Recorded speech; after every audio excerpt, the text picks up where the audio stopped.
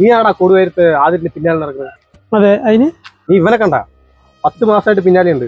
ആരി എന്റെ പിന്നാലെയാ? കൊണ്ടുവരാ കാര്യം പറ.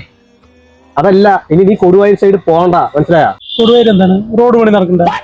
അതല്ലടാ, നീ ഇവനെ കണ്ട, ഇവനെ അവളിന് ഇഷ്ടമാണ്. അതെന്തിനാണ് എന്റെ അടുത്ത് പറയണേ? അവളുടെ അടുത്ത് പറയണ പോക്കണം കേട്ടവനെ.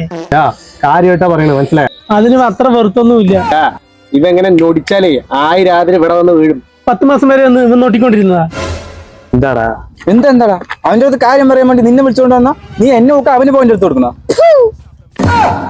നീ കാരണോടാ അവൻ ടെൻഷൻ. അതിന് എന്നെ എന്തിനാണ് തല്ല്? ഞാനും അവള് ഒരു വർഷത്തിൽ ഇഷ്ടത്തിലാണ്ടാ. ഞാൻ ഇല്ലെങ്കിൽ അവള് ചത്തുകൂടാ. ഇഷ്ടത്തിലാണെന്നാ? എന്താടാ പറയുന്നത്? ശരിയാണ്.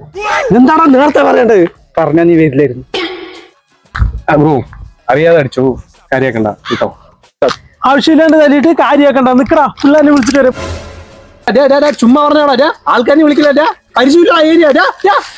എങ്ങനെങ്കിലും ഒന്ന് സെറ്റ് ആക്കി താടാ. എങ്ങനെയാടാ സെറ്റ് ആക്കുന്നത്? അത് കണ്ടവന്റെ പെണ്ണാടാ.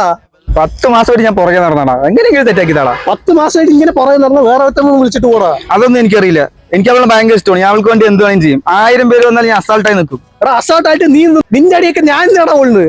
നീ കാരണം നാട്ടുകാരുടെ അടി മൊത്തം ഞാനാണ് കൊള്ളുന്നത്. ഇങ്ങനത്തെ ഉടായ്പ പരിപാടിക്ക് നാട്ടുകാരുടെ മൊത്തം അടി കാണണം. ജോൺ മിക്കിനമാരി ഇപ്പൊ നിക്കണടാ എന്റെ കൂടെ. എന്റെ പിള്ളേരുണ്ടാ. പിടിക്കണടാ അവനെ, പിടിക്കണ തന്നെ.